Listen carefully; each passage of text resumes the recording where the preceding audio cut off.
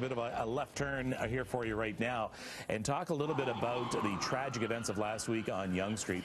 I'm going to tell you one thing that's very difficult after any major event is to talk to any first responders at length, because they all they work as a team. And nobody wants to be pointed out as an individual. So I've asked the members of Toronto Paramedic Services to join me right now to speak for their team, but they all played roles in last week's tragedy. I'd like to welcome this morning John Shirley, who is an emergency medical dispatcher, Chris Rotolo, paramedic, one of the first medics on the scene, comes from a line of paramedics, by the way, know your dad, David Lavoski, who is peer support, which is equally as important to what these two gentlemen had done last week. Good morning. Let's begin with you, John, because you were one of the first people. You were working in the radio room at the time. You were one of the first to know something was up. What was it like? That's correct. I was actually one of the first call takers to take the call as well. My role that day was as an educator. I had somebody with me. And as we took the call, we realized there was a lot more to this than just your simple pedestrian struck. After we had finished the call, I stood up and looked for the supervisor to see if there was a TAC desk being set up, and lo and behold, that was me. So just for people, when you have a major incident, you set up a TAC desk. That's correct. Tactical desk. That's right. All right. And Chris, you happen to have been among the first to respond. You were in the area, were you at the station, were you driving at the time? We just left, actually downtown, so we just left Mount Sinai, and we heard all the commotion going down. Yeah. So we made ourselves available and went up Avenue Road and responded to the call. When you first got there, what is your thought? Because again, this comes across, as John said, as a pedestrian struck.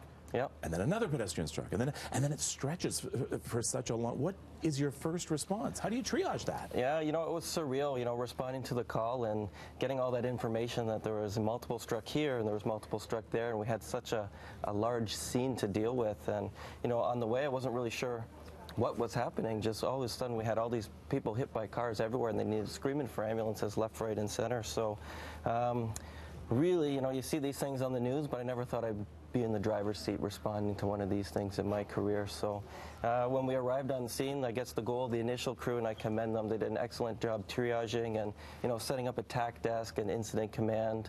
And everybody really stepped up to the plate and did an excellent job. And, you know, it's everybody gave 110% that day, from the paramedics to the dispatchers to the fire department, the police officers, York paramedics, the police, everybody, even the bystanders on the street, everybody was there to help out. And so it ran really smoothly from a department standpoint, and everybody did an excellent job and did the best we could for those patients. I mean, when you have a multi-victim incident, triaging isn't as easy as it sounds, because what has to be done is you have to assess who has life-threatening injuries, who needs to be sent to hospital now, who needs to be worked on here, who can wait until later, all at the same time working on a patient. So that's absolutely tough. Yeah, those crews did an excellent job, and yeah, difficult decisions had to be made, and I commend my colleagues.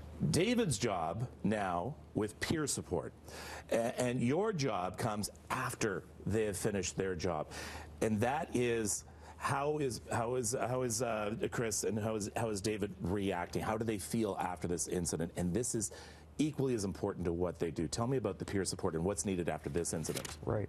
Everyone on the peer support team is either a paramedic or a dispatcher, so we're doing our jobs and then notified of an incident and then being sort of deployed to make sure people are getting looked after and cared for after the incident.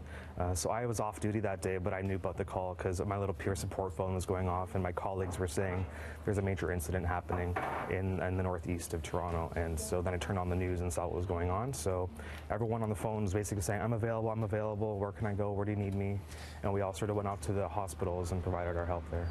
You have an important message too for the witnesses and the bystanders, because police and fire also have their own peer support groups. What do you say to the civilians on scene who may have even helped out or just watched? What's your message to them? The message to them is not to be scared to seeking some help for their own mental health. Don't worry about the stigma. There's a lot of self-stigma associated with seeking help for mental health reasons, and not to worry about that. So try not to deal with it on your own.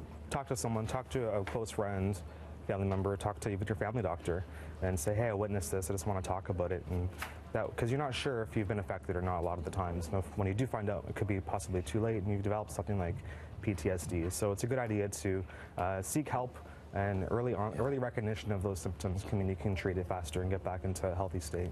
All right. Thank you for what you did. And thank you for what you do. I appreciate it, gentlemen. Thanks for having us. Thank you. All right. Let's get our top stories this hour. Here's Mel.